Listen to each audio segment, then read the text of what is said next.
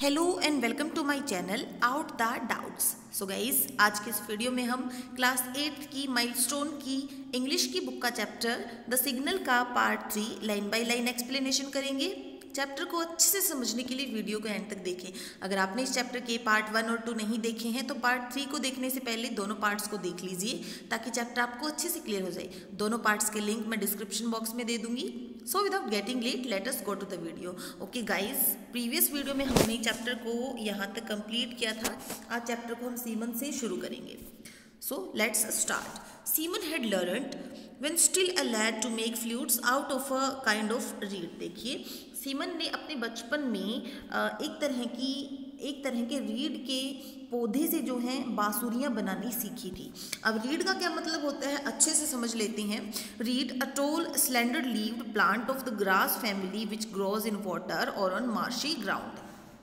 अब जो रीड का जो पौधा होता है, सबसे पहली बात ये लंबा होता है और इसके जो लीव्स वगैरह होते हैं वो बहुत स्लेंडर एकदम सीधे होते हैं और ये ग्रास फैमिली का पौधा होता है।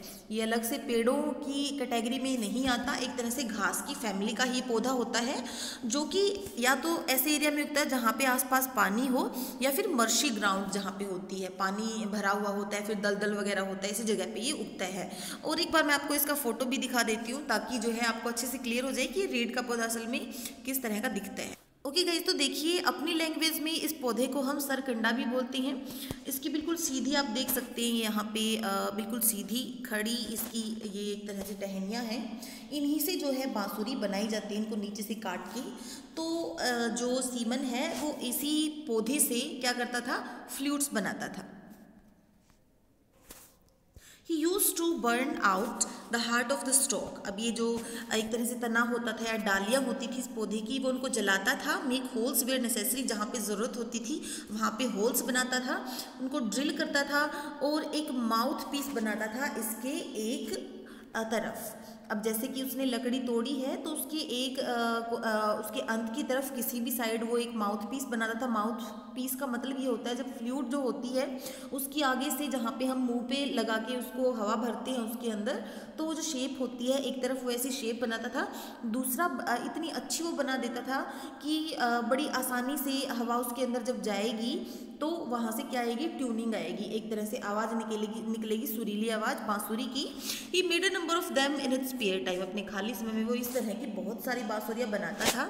And send them to the bazaar in the town, और टाउन में उनको बाजार में भेज देता था किस लिए, बेचने के लिए।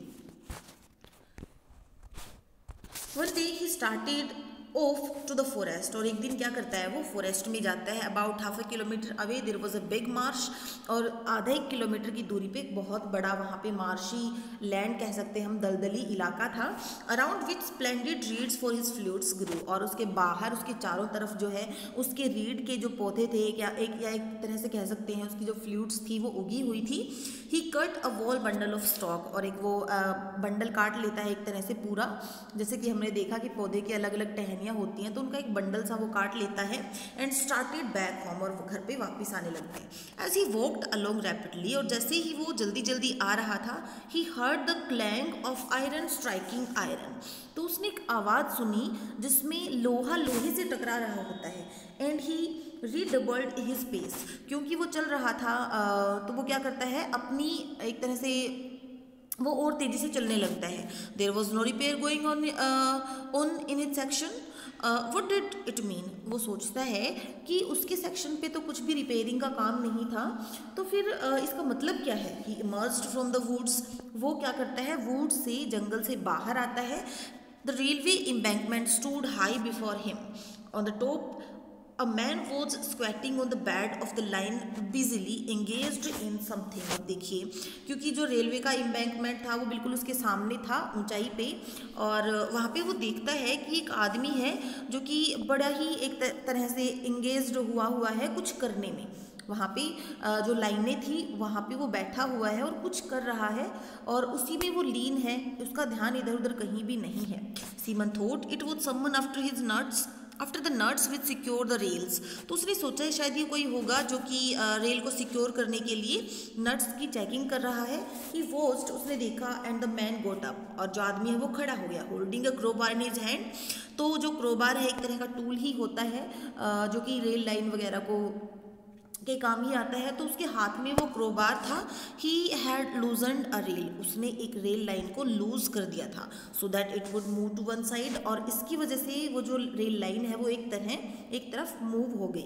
इट वॉज वेजिली, ये कौन था? ये तो वेजिली था। Semyon stumbled up the bank edge Vasily with crowbar and wrenched slid headlong down the other side. तो वो देखता है कि जो वेजिली है उसने क्या कर दिया, उसके हाथ में एक क्रोबार है, एक रेंच उसके हाथ में है, और वो क्या कर रहा है, उधर हेडलॉन्ग डाउन द अदर साइड, और दूसरी साइड जो है वो खड़ा हुआ है वहाँ पे। Vasily Stepanych, my dear friend, Vasily Stepanych, मेरे प्यारे दोस्त, कम बैक, तुम आ गए वापस, गिव मी द क्रोबार, तुम वापस आओ और ये जो क्रोबार है वो मुझे दो। We will put the rail back, हम जो रेल की लाइन है उसको दोबारा से लगा देंगे। नो वन विल नो, किसी को पता नहीं चलेगा। कम बैक, वापस आ जाओ। सेव योर सोल फ्रॉम सिन, इस पाप को करने से तुम्हारी जान, एक तरह से तुम्हारी आत्मा को बचा लो। देखिए जो वेजिली है वो क्योंकि गया हुआ था, उसको मॉस्को जाना था हेड ऑफिस में, अब वो वापस आ चुका था, और वापस आने के बाद उसने क्या किया था, जो रेल लाइन थी उसको एक तरह से डिस्ट्रैक्ट करने के लिए, या फिर रेल का एक तरह से एक्सीडेंट होने के लिए उसने उसको दूर हटा दिया था, एक लाइन को दूसरी लाइन से। अब जो सीमन है वो देखता है कि वेजिली ने बहुत ही गलत काम किया है, तो वो उसको समझाने की कोशिश करता है कि दोस्त तुम ऐसा मत करो, तुम ऐसा गलत काम करने से खुद को बचाओ।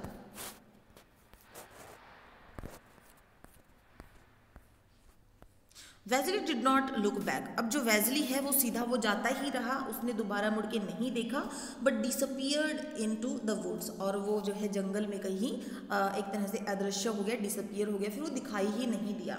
Semen stood before the rail which had been torn up, अब जो सीमन है बिल्कुल उस रेल लाइन के सामने खड़ा था, जो कि टोर्न अप का मतलब वैसे फाड़ना होता है, लेकिन यहाँ पे टोर्न अप का मतलब है उसने जो है उसको लूज कर दिया था।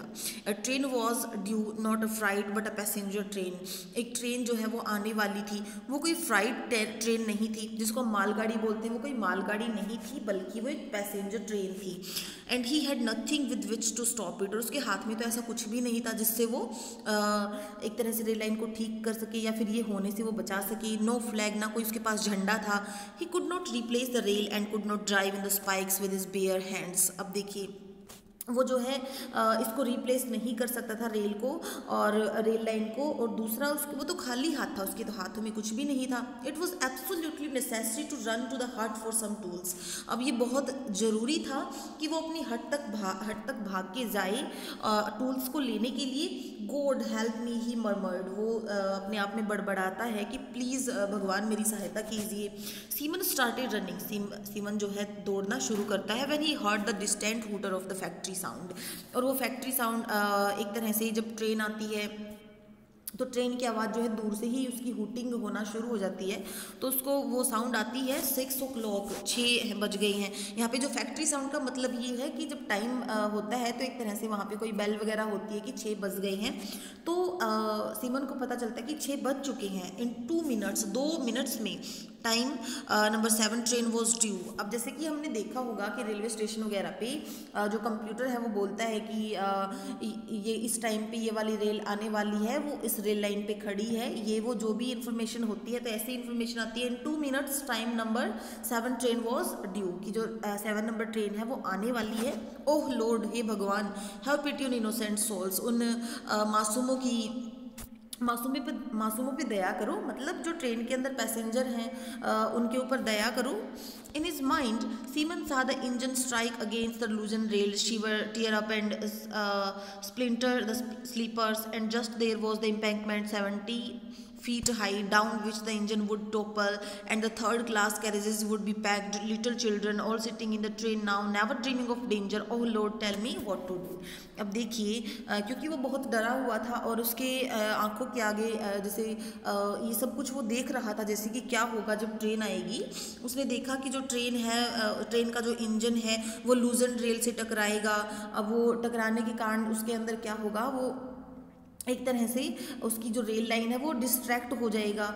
और जो वहाँ पे जितने भी हाई, अब ये कहने का मतलब ये है कि जो जितनी भी उसके सामने जो दृश्य आ रहे थे वो इस प्रकार के थे कि जब ट्रेन का एक्सीडेंट होगा इस लूजेंड रेल लाइन की वजह से तो किस तरह का माहौल होगा, क्योंकि जो बच्चे वगैरह भी रेल के अंदर बैठे हैं वो तो बिल्कुल अननोन है, उनको पता ही नहीं है कि आगे क्या खतरा है उनके सामने। तो वो कहता है कि oh Lord tell me what to do, तो हे भगवान मुझे बताओ कि मैं क्या करूँ। Semyon ran faster than before, अब सीमन पहले की बजाय बहुत तेज भागता है। He did not know what was to happen, उसको नहीं पता कि क्या होने वाला है। His sticks were lying in a heap, उसकी जो लकड़ियाँ थी वो एक ढेर में वहीं पे वो गिरा देता है। ही बेंट डाउन, वो झुक जाता है, seized on without knowing why, and ran on farther. He heard the distant whistle, he heard the quiet, even tremor of the rails. He could run no further and came to a halt about 600 feet from the awful spot. अब देखिए वो जो है distant whistle का मतलब ये है दूर से रेल की जो आवाज़ आ रही थी, एक तरह से जब सीटी बजाती हुई रेल आती है तो ही हर्ड द क्वाइट, उसको वो अच्छी तरह से सुन सकता था।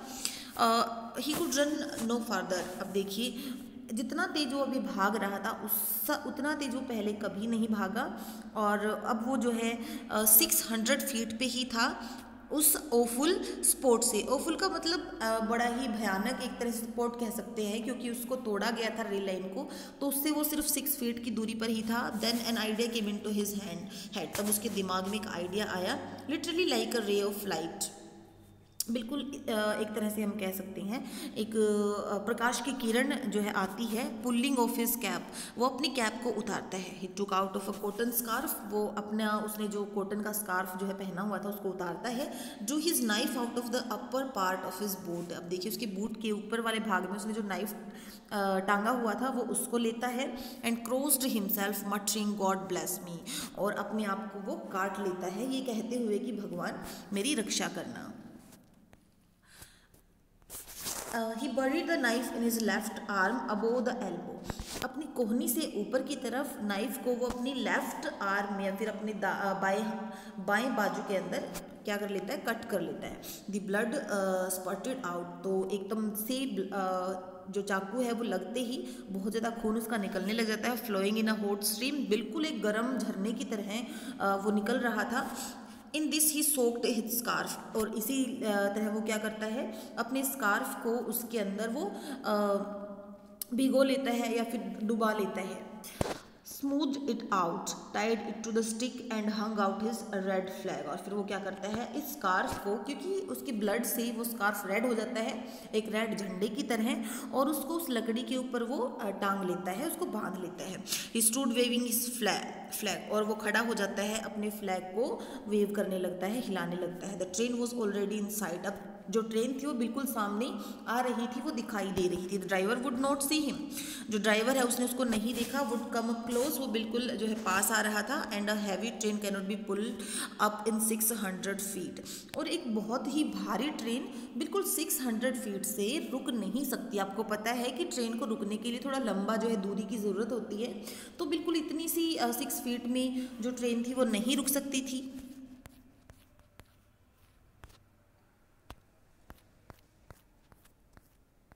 Semen press the sides of the wound together so as to close it, अब जो सीमन है वो कोशिश करता है कि जो उसने अपनी बाजू को काटा हुआ है उसको वो एक तरह से दबाने की कोशिश करता है ताकि जो ब्लड आ रहा था वो बंद हो जाए। But the flood flow did not diminish, लेकिन जो ब्लड का फ्लो था वो बिल्कुल भी नहीं रुका।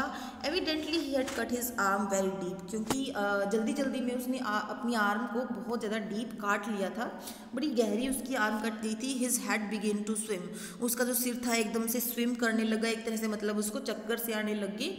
Black spots began to dance before his eyes, उसकी आंखों के सामने ब्लैक स्पॉट्स आने लगे, जैसे कि जब हमें चक्कर आते हैं तो एकदम एक तरह से काले काले डॉट्स हमारी आंखों के सामने आ जाते हैं। His had begin he could not see the train और हियर द नॉइस, अब जो है वो ना तो ट्रेन को देख सकता था ना ही उसकी आवाज़ सुन सकता था। Only one thought possessed him, सिर्फ एक ही थॉट जो है, एक विचार उसको उसके ऊपर कब्जा किए हुए था।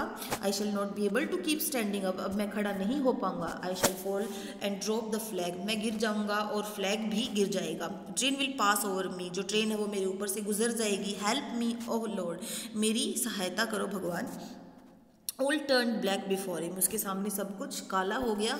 And he drop the flag, और उसके हाथ से जो फ्लैग है वो छूट गया। But the blood stain banner did not fall to the ground. अब देखिए, लेकिन जो ब्लड से सना हुआ जो बैनर था वो नीचे नहीं गिरा। अ हैंड सीज्ड इट, एक हाथ ने इसको पकड़ लिया। And held it high to meet the approaching train, और इसको बड़ा ही ऊंचा जो है उठा दिया, क्योंकि जो ट्रेन आने वाली थी उसको दिखाने के लिए। The engineer saw it, engineer ने इसको देख लिया। शट द रेगुलेटर, उसने रेगुलेटर को बिल्कुल बंद किया।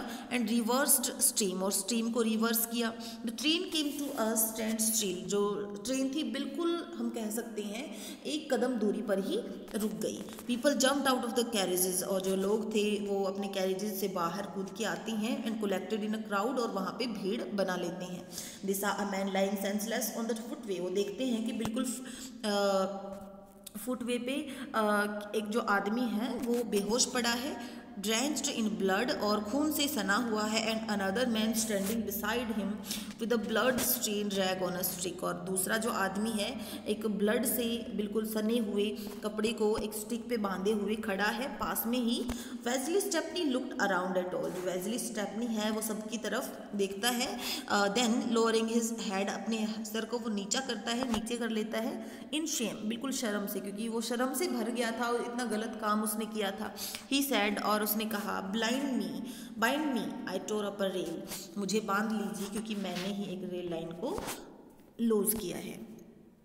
सो गाइज, यहाँ पे ये चैप्टर कंप्लीट होता है हमारा, और हमने देखा कि किस तरह से दोनों पड़ोसियों की एक तरह से एंडिंग होती है चैप्टर की, उन दोनों के बीच में क्या होता है। लास्ट में एक तरह से सीख मिलती है स्टेपनी को कि उसने जो किया वो गलत था। अगर आपको वीडियो पसंद आया है तो वीडियो को लाइक करें, शेयर करें। अगर आप चैनल पे नए हैं तो चैनल को सब्सक्राइब ज़रूर करें। और इस चैप्टर की जो एक्सरसाइज है बड़ी जल्दी ही मैं आपके लिए नेक्स्ट वीडियो में लेके आऊँगी। So thank you, have a nice day.